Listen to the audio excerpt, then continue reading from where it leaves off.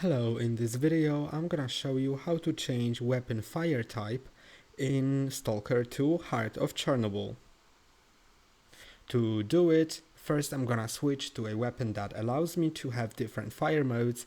To do that, press and hold on tab, then select a weapon. I'm gonna select this one. And now, press and hold on right mouse button to aim it.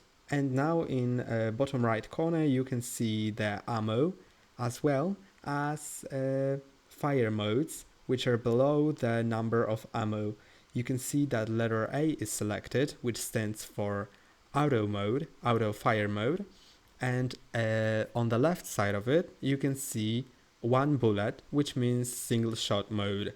You can also have in different weapons other fire modes, like for example 3 bullets, which stands for 3 shot mode. And to switch between them, click on B on your keyboard and you can see it switches between them. Now auto mode is highlighted and now single shot mode is highlighted.